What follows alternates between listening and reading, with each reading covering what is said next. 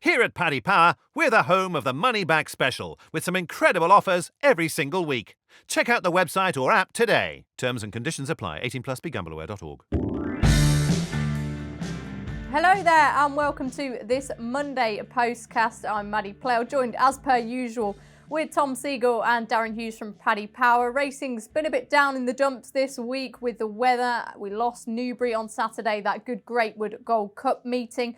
And we've also got fears of coronavirus heading into the Cheltenham Festival. So the sport's rather holding its breath at the moment, but no fear, we're here to look back on all the performances from the weekend and have some talking points about the big issues in the sport. So stay with us. First off then, we're going to review Doncaster. It was Grimthorpe Chase Day and the big feature was won by Captain Chaos for the Skelton brothers. Pretty relentless performance this in atrocious conditions, and his second place in the Classic Chase at Warwick last time. He got the better of Worthy Farm this time around in just a really strong staying display.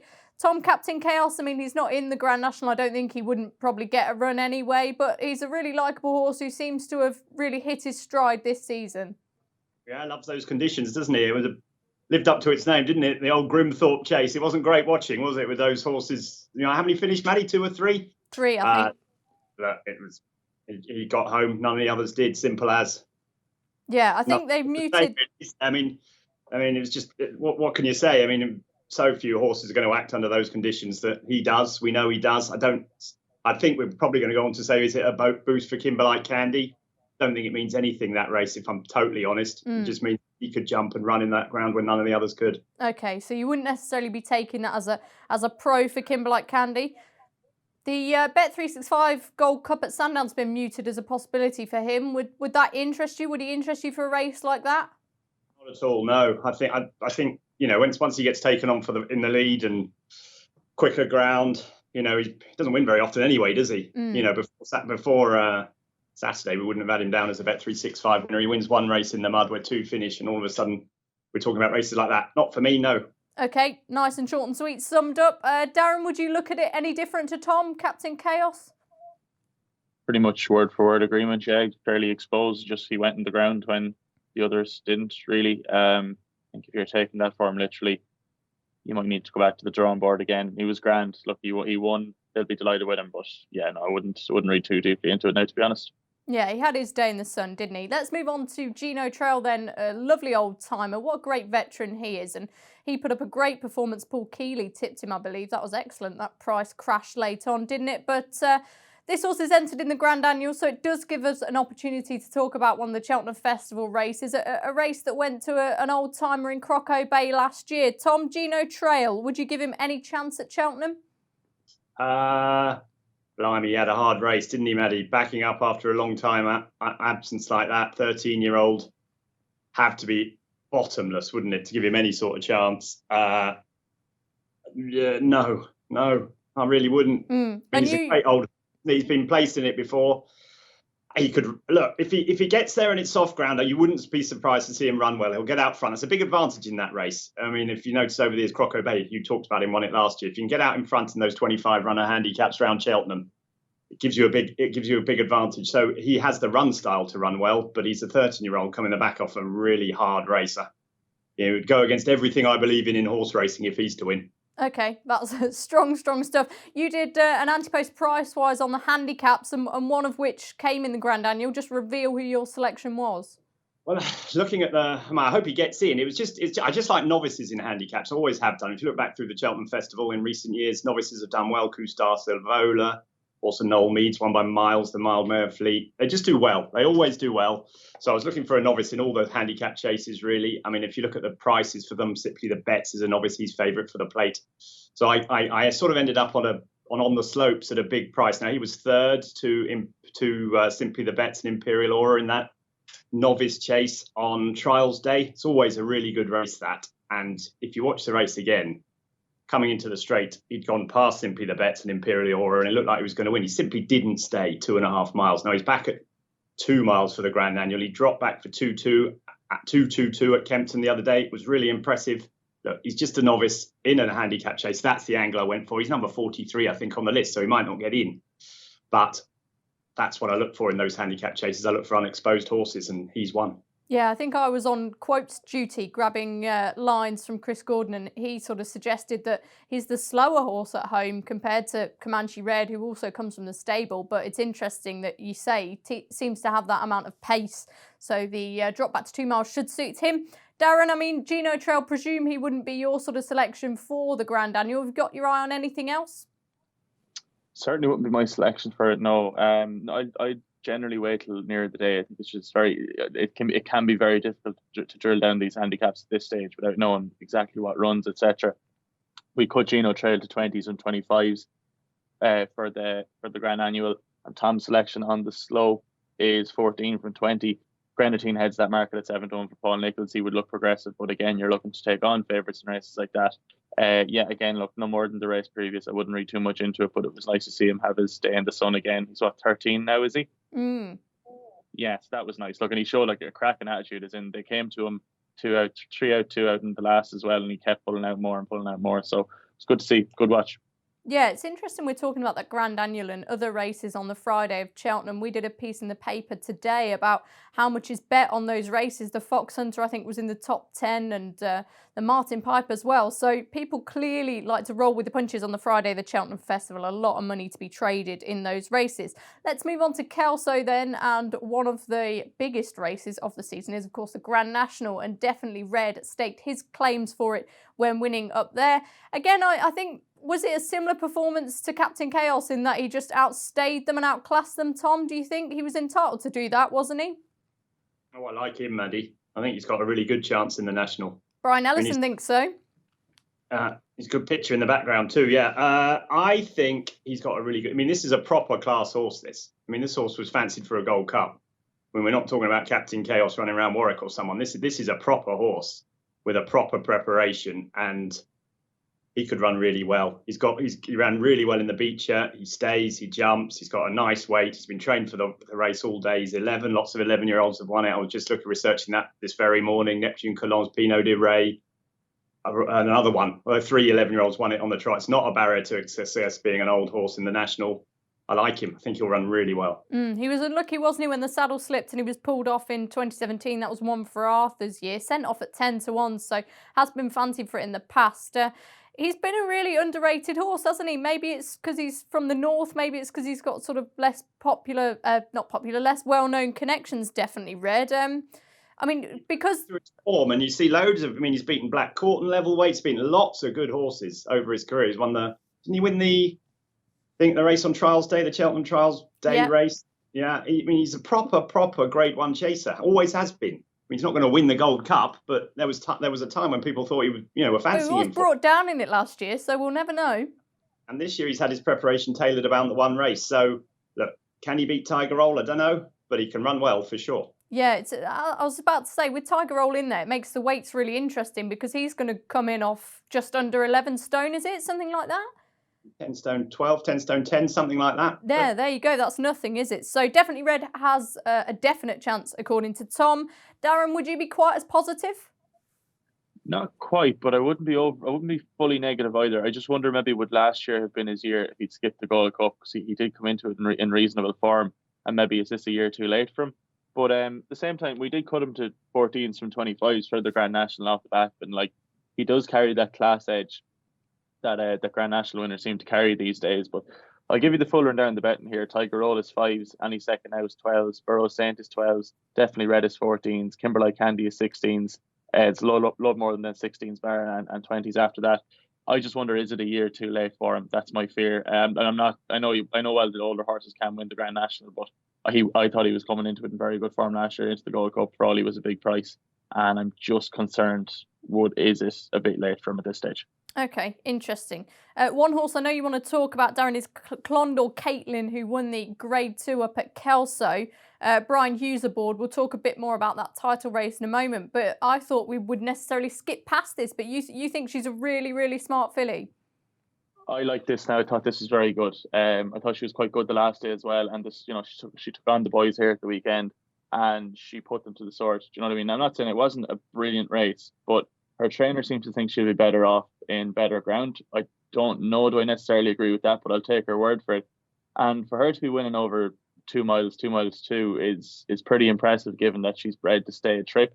I think the plan is to run her once more this year and then put her away until next year. When she gets a proper trip, and if she does improve for decent ground, I think she's very good. She jumped really well here. She travelled through it, again, for a horse that is going to stay further. She travelled through this really, really well. I think she's definitely one to side with. I'm not saying she's going to go and win a grade 1 or anything anytime soon, but she's definitely one to keep on the right side of. There's no hassle at all. She'll pick up another few pots. Yeah, it's interesting you say that, because I was really taken with a horse that ran at Doncaster, Capage, similar sort of horse, strong staying, heavy ground, long-term prospect. So it's not all about Cheltenham with these horses. Tom, any thoughts from anything else that happened at this weekend? I was disappointed Newbury was off, Maddy. I watched a bit of Leopardstown yesterday and thought that it was old Charlie Parkes came back, didn't he? And won, which was, I think, a bit of a surprise to everyone. I was really looking forward to seeing Annabelle Fly, actually. And sad to see him pulled out, because I think he's another one with national pretensions. He hasn't beaten a horse this year, but he's only running grade 1s. And for the last 2 years, he's been giving loads of weight to Tiger Roll in the national, on the back of having run in the Gold Cup and running really well, being placed in 2 Gold Cups. So I think he's got 11 stone 2, getting £8 from Tiger Roll this year. So I was looking forward to seeing him. I don't know why he didn't run. Obviously a bit off-putting, but that was why I was tuning into Leopardstown. I was really looking forward to that race. So when he wasn't on run, it was a bit of a shame. But it was good to see Charlie back, wasn't it? Because all the talk about him when he was a young horse, it's nice to see him finally get his head back in front. Yeah, it certainly was. I thought that was very impressive. When he loomed up there on the bridle, I wasn't sure if he was going to go past, but he did, and in no uncertain fashion. Darren, we'll just jump back then to Kelso, because we're talking about Brian Hughes versus Richard Johnson in the Jockeys Championship. Richard's obviously been absolutely flying since he came back from injury, although Brian Hughes was the one who got the winner yesterday when they faced off. What prices are you for either of them to win the Jockeys Championship at the moment? Yeah, very interesting, Maddy. I saw Brian actually turn Richard over on a 1-5 hot pot there at the weekend, so he's making a strike back. We're currently Brian Hughes 2-7, Richard Johnson 9-4. Like, this is going to go right down to the wire. I would nearly say 9-4 is probably a little bit skinny, but the backing that Richard Johnson has, like, he coasted home last year, the last couple of months in the championship, and people are using that as a stick to beat him with. The Brian Hughes rode more winners in the latter end of the year. He'll want to hang on to this championship. He's the right man behind him and the right connections down south. People are saying Brian Hughes might ride up the north next week. I think he might have a couple of rides in Cheltenham. This is going to go right down to the wire. There's going to be nothing in it for all that Brian Hughes does have a healthy lead at the moment. It was like Richard Johnson was never away the way he came back into the saddle there last week, right? And I think his first 4 winners won, or his first 3. So, yeah, this could be very, very tight, I think. Interesting. He's recently teamed up with us, of course, at the Racing Post, and from what I can gauge from who spoke to him, it seems he's hungry as ever. Tom, I mean, would you necessarily bet on a title race like this? I wouldn't think so. No, I don't bet on. Not too short. Both of them for me, Maddy. I'd be. You'd be 1 in 50 to 1 about someone else. Yeah, I know we've signed up Richard Johnson, so I'm probably a bit low to say. It'd be nice to see Brian Hughes, wouldn't it? Win it, I think. For up the north, they don't get many good horses up there. They don't have as many race meetings up there, and for him to do it would be a really good thing for them, for the sort of racing as a whole up there. So I'd like to see him win it. I hope he will. I think he will too. Actually, I think he'll hold on, because I think he'll get lots of support from all the northern trainers. So all those tracks he'll be getting on 4 or 5 favourites. Where you've got to remember that Dickie Johnson's going to struggle with all the big. He only has Philip Hobbs really, doesn't he? And Ollie Murphy, and Paul Nicholls always comes into really good form at this time of the year, and Nicky Henderson. So he's going to be riding in the big races, and they're harder to win. I think Brian Hughes will win it. Okay, that's interesting you talk about the tonic it would be for racing in the north. I mean, compared to years ago, how important do you think this Jockeys Championship is? Because I'm not so sure that many people get on board with it these days. Maybe I'm being unfair, but what do you think it could do for racing in the north if he were to win?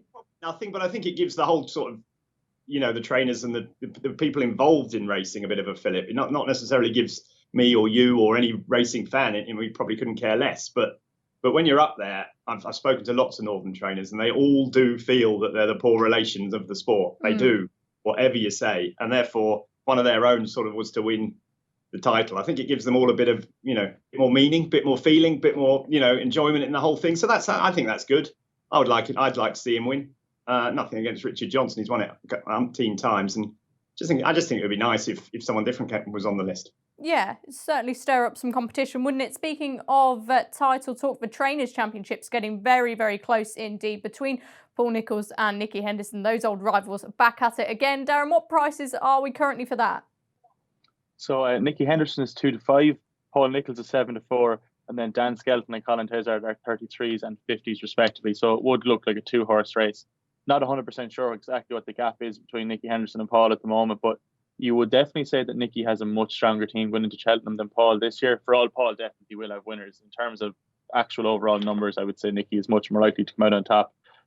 Especially, he's the likes of the Champion Chase there. He's the favourite for the Champion Hurdle, for the Supreme Novice Hurdle, etc. Not saying he's a bet at 2-5, but I would say Paul is up against it this time around. Okay, and Tom, I mean, I presume that you'd think that it would be folly to ever count Paul Nicholls out of this title race because he cares about winning it so much, doesn't he? Yeah. I mean, lots going to depend on, the Grand National. Always does. If Paul was to find something in the Grand National, can't think of anything off the top of my head. I know Nicky's running Beware the Bear in that. Okay, Corral. Okay, Corral. Yeah, he's got a few shots at that. So it's a difficult one for Paul this time. But yeah, if Clan des Obeaux was to win the Gold Cup, solo, he's got loads of handicap chances. Frodon as well. He's got some pretty good chances at Cheltenham too. So it's definitely not done and dusted. Yeah, he tends to target his horses and place his horses so well, doesn't he, Paul Nicholls? Doesn't necessarily always shoot for glory at the Cheltenham Festival. And let's cut to the chase then before we get to our break. It's the topic that everybody is talking about. It's the coronavirus outbreak and whether Cheltenham will be on or off. There's been a lot of hysteria on social media about this, lots of clashing opinions. So let's get the lads' views. Darren, I mean, there's an integral meeting today. We wait to see what comes out of that. Do you think Cheltenham's going to be on or off? I'd be shocked if it's not on. Absolutely shocked if it doesn't go ahead. And I think to call it off is a level of virtue signalling and nonsense that doesn't make any sense. I mean, if you take the amount of people who are walking around London City every day, who use the tube every day, etc., you can't keep people away from each other. As in, unless you talk shutting down public transport and shutting down cities. Like Cheltenham, there are more people at Premier League games over the weekend than are going to be at Cheltenham over the 5 days next week. So, or 4 days, I beg your pardon, not 5 yet, if we all have our way. But you know what I'm saying? As in, I would be shocked if it doesn't go ahead. I think if it was another couple of weeks later, there's a potential that if it became a pandemic, it might get called off. But I think it's we're getting very close to the time now when it's going to be too late to call it off. I'd be shocked if it doesn't go ahead. Okay, so I hope you're right anyway, and I'm sure lots of us will as well. I can't bear to think what would happen if we lost a Cheltenham Festival. But Tom, I know you disagree in true Monday Postcast style. You and Darren are taking each other on this one. You think it's going to be off? Well, listen, I have no idea really, but it didn't take very long for Italy to call everything off, did it? It didn't take very long for China to call everything off. You can't move around in those things. If we get 200 or 300 people go down with it before next week, I think they'll seriously consider calling it off. They'll have to, because that's the way, and that's the way it's trending at the moment, isn't it? They're going up. Cases are going up regularly, and they will stop people going on the tube. They will. If that's what happens, that's what will happen.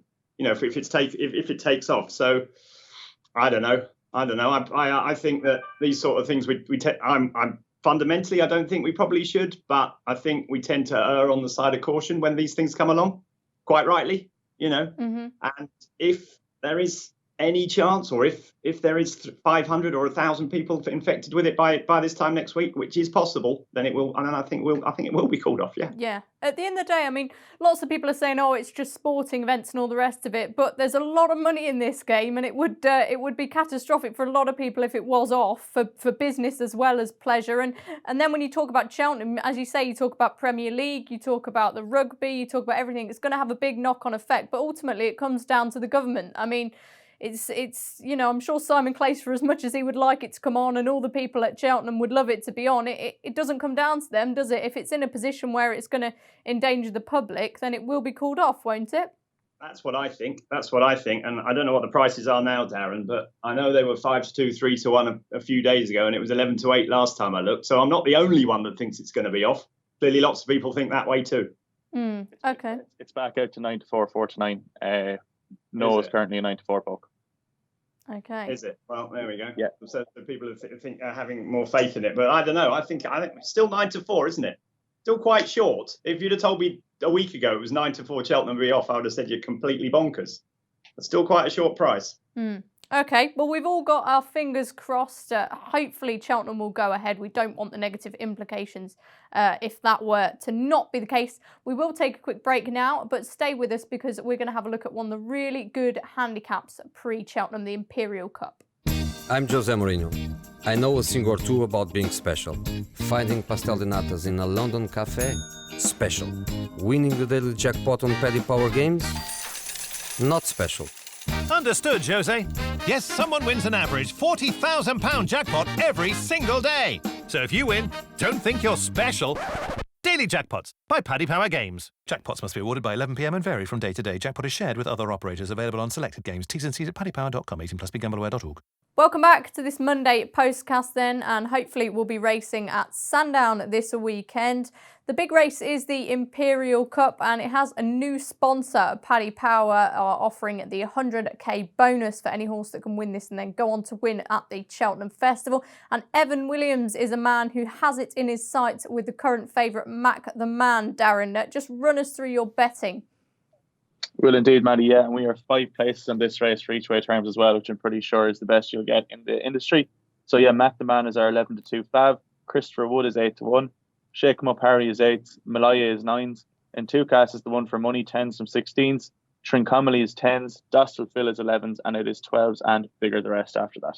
Okay, I thought a really interesting horse in this, Tom, was Shake 'em Up Harry. I mean, bearing in mind he's got that form behind Shishkin, a mark of 127. In theory, he could be really well in, couldn't he? It's possible. It's possible, yeah. I mean, he was absolutely annihilated by Shishkin, wasn't he? But I think they think a bit of him. I'm not totally convinced by him. It would be very, very heavy ground at Sandown. It always is at this time of year. I mean, this race is notorious for being run in terrible ground. What do I think of him? He wouldn't be top of my shortlist. I like the one Darren mentioned there in Tucas a bit. I thought he was a really interesting horse. I know last year they thought an awful lot of him, and he was really impressive the other day. He beat a horse that was second to John Snow at Leopardstown on Sunday. And I thought he looked quite well handicapped, really. He'll like the soft ground. He stays well. He likes everything's in his favour. And if he does come over, I presume that they're going for the bonus. I don't know which race he's entered in Cheltenham, but I thought he would run well on Saturday for sure. And I must mention Malaya, who won it last year. Yeah, you're sweet on her, aren't you? Yeah, she ran equally as well as she did in that race one at Ascot the time before. It's a little bit too far for her, but she likes. It was very similar. I think she's a pound higher than she was last year, or very similar mark to where she was last year, and she won really well, beating Monsieur Lecoq. I think they'd be my 2 at the moment. So there are Tom's 2 for the Imperial Cup. Darren, who takes your eye? I really like Nigel Twiston-Davies horse, Sir Valentine. He's currently 12-1 from 14s. Thought he ran very well in a bet for a hurdle that probably didn't suit given they went so slow, and he got £4 for that, which I thought was harsh enough. So I don't think that was a great race, but at the same time, a stronger run race here on a track like Sandown I think will suit him down to the ground. He has good form behind Tom's Champion Hurdle Fancy, Not So Sleepy at Ascot, again in a race that wasn't really run to suit. I think Sandown as a track will suit him perfectly, and I find it very difficult to find him out of the front 5 there. He's definitely worth a flyer at 12s, I think. Okay, we're going to go for a quick break now, but I'll be back and the lads will be able to answer some of your questions just after this. What's my horse's handicap? The fact that you're backing him? Everyone loves a newbie. That's why Paddy Power Games are giving all new customers 60 free spins on daily jackpot games. New Paddy Power Games customers only, 1 per customer. T's and C's apply. 18 plus BeGambleAware.org. Welcome back to the final instalment of this Monday Postcast. Now, we've got 2 questions in. Paul Smith, this is a good one. I think a lot of people are going to be wondering what's going on with regards to Cheltenham and the coronavirus. He says, if the worst comes to worst and Cheltenham is postponed or cancelled, have the panel any suggestions as to what we can all do from Tuesday to Friday? I mean, I'll still be here in work. Darren, what are you going to be up to? I'll be in work as well. The joys of working in the gambling industry mean that Cheltenham is kind of like a holiday-free zone. But if you have the week booked off work for any reason, enjoy yourself. It's a week off. A week off is a week off. But hopefully we won't have that issue. I am confident Cheltenham will be on. And Tom, this is something very interesting we were talking about off air, is that you don't tend to watch a lot of the racing live these days, so it wouldn't bother you that much. Well, of course it would bother me greatly if it's not on, but actually watching it live, no, I don't tend to. I've got young kids, Maddy, and on Saturdays and Fridays and things like that, I tend to be out with them, watching them play basketball or ride horses or whatever they do. So I don't watch racing on a Saturday live anyway. So it wouldn't be the end of the world for me. It certainly wouldn't be. I mean, I'll miss the results, obviously, and I'll miss the atmosphere around it. But quite a lot of the time I'm floating around anyway, and it's so busy, as Darren and you said. When you work in the industry, you don't get 5 minutes to think anyway during Cheltenham. So it's not. I'm writing so much, doing so many of these things that don't get time to watch it anyway. So it's not going to be. In fact, if it was off, I'd have a bigger holiday than all the other lads who are going for their holiday. So it wouldn't be the end of the world. But clearly, that's personal opinion. But clearly, I'm desperate for it to be on. It would be an absolute nightmare if it wasn't. And when was the last time you went to the festival in the flesh?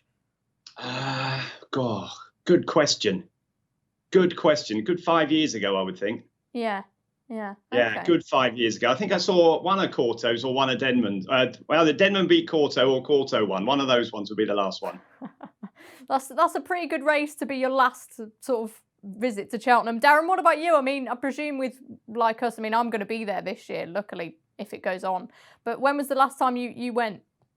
I was very lucky. I got to go the last 2 years. I did a couple of podcasts out there last year, and the year before I got over for the day, just the day on the Tuesday.